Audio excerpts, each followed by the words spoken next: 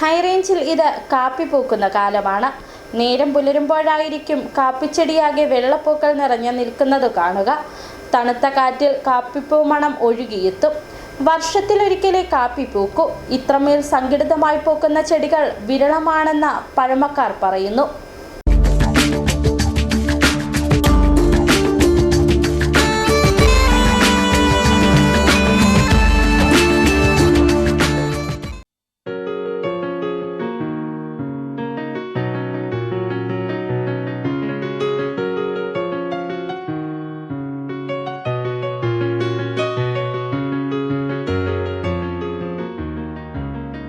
മകരത്തിൽ മഞ്ഞു പെയ്യുമ്പോഴോ ശേഷം പുതുമഴ പെയ്തിറങ്ങുമ്പോഴോ ആണ് വെണ്മയുടെ പൂർണ്ണ തേജസ്സോടെ കാപ്പിച്ചെടികൾ പൂവിടുന്നത്. മെറൂൺ നിറത്തിലുള്ള കുഞ്ഞുമുട്ടുകൾ കാപ്പിച്ചെടിയാകെ നിറയുന്നത് പെട്ടെന്ന് ശ്രദ്ധിക്കപ്പെടില്ല. മൊട്ടിട്ടാൽ 1-2 ദിവസത്തിനുള്ളിൽ പൂക്കൾ ഒന്നാകെ വിരിയും.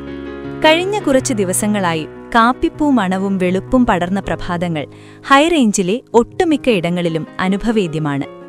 വേനൽ മഴയുടെയും മഞ്ഞിന്റെയും തോതനുസരിച്ചാണ് കാപ്പിച്ചെടികൾ പൂക്കുന്നത്. പുതുമഴ പെയ്തു കുതിർന്ന മണ്ണിന്റെ മണവും കാപ്പിപ്പൂക്കളുടെ ഗന്ധവും ചേർന്ന് പുലരികളെ മത്തുപിടിപ്പിക്കും. പാലപ്പൂവിന്റേതുപോലെ മത്തുപിടിപ്പിക്കുന്ന ഒരുതരം ഗന്ധമാണ് കാപ്പിപ്പൂവിന്റേതും.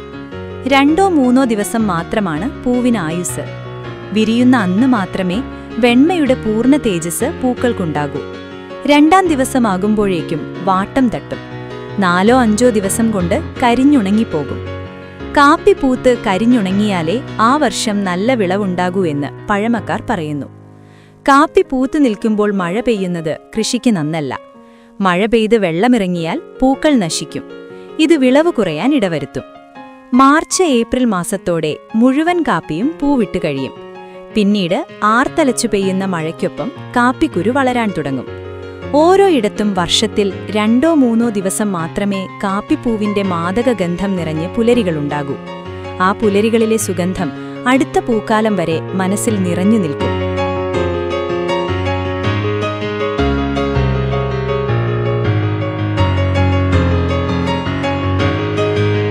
City vision, Adimali.